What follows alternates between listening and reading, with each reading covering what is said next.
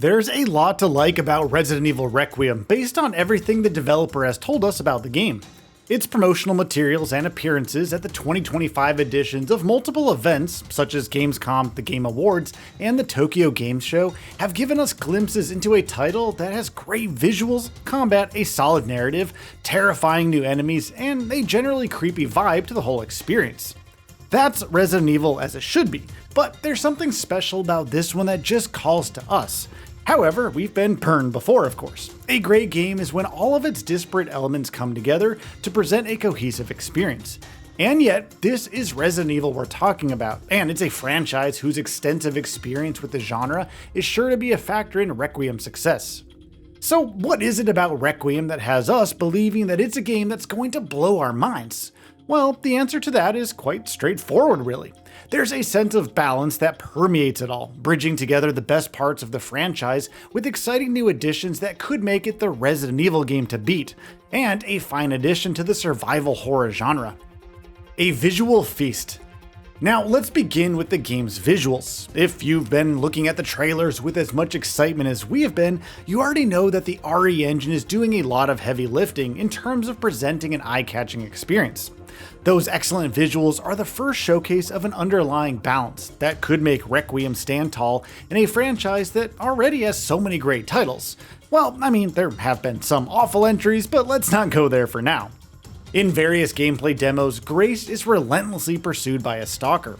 The ambient lighting is a key facet of the experience here, alternating between light and dark in a way that adds a lot of weight to the atmosphere in the Wrenwood Hotel. But it gets better. You actually get to use the light to your advantage, with the stalker dynamically adapting to your actions, which we think is going to be a crucial pillar of segments involving Grace. That's quite a plus if you think about it, allowing Requiem to tie in its environments to its narrative and the core gameplay loop. It's a great way to bring the experience together, the visuals being a storytelling vehicle rather than a fresh coat of paint on a tried and tested formula. Furthermore, the ability to switch between a first-person and third-person point of view showcases how Capcom has chosen a suitable middle ground for franchise veterans, who swear by the former while also catering to players who prefer the camera as it was in Village, for instance. It couldn't have been easy to implement, we'd likely guess, and to have the option to switch seamlessly between the two is a great design choice all around. Once again, having the scope to change your perspectives on the fly gives you, the player, a lot of agency over your own experience in this game.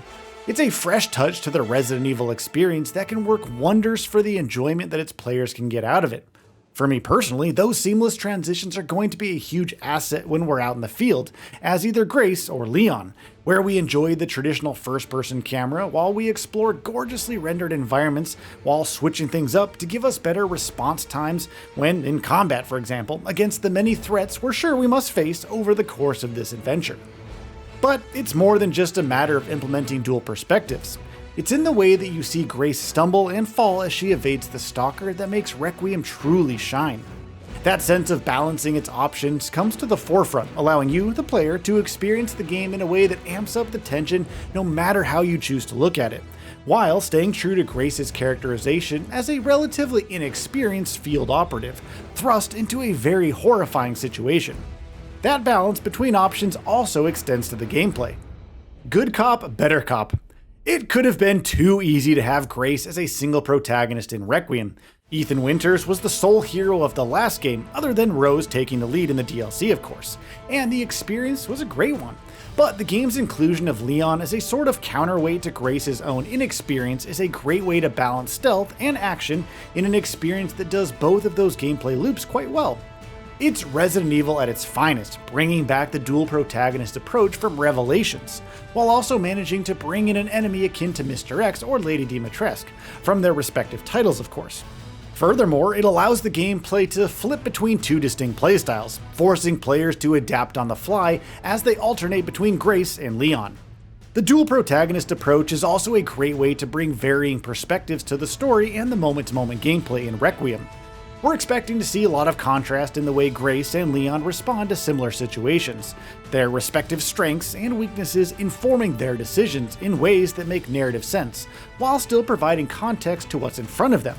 The developer likely spotted early on that how and why they operate the way they do is an opportunity worth exploring, and that may be exactly why it chose to bring Leon back into the fold. For Grace, sticking to the shadows is the way to go if the gameplay showcases are to be believed. Her cushy desk job at the FBI is definitely not doing her any favors, and she must rely on her tenacity and hold her nerve if she's to survive her whole ordeal. That means that we need to be mindful of our movements and the way we use the tools at our disposal. And then of course there's Leon. We're loving the new seasoned and grizzled aura he brings to the table here.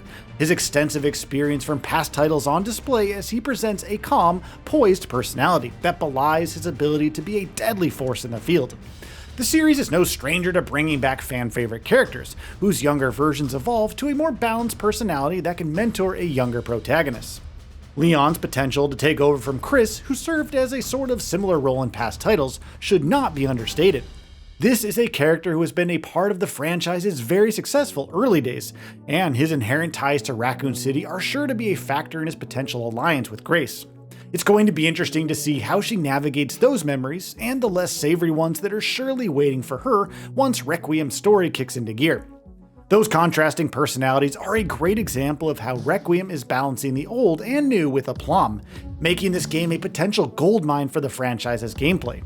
It's going to please longtime fans and new players alike, and probably have them marvel at a title whose story seems equally poised to bring new touches to a great formula. A story that sticks to its guns. The developer clearly kept the fact that the Resident Evil franchise turns 30 this year in mind, cleverly taking the narrative back to Raccoon City, and likely having the Umbrella Corporation return to the fold after its decline.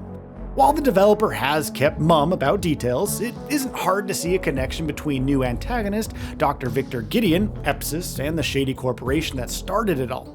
But it's in how it managed to tie in so many important narrative threads from the franchise's extensive story into a single game, setting the stage for Leon's return while also managing to bring a new protagonist to the fold in the form of Grace.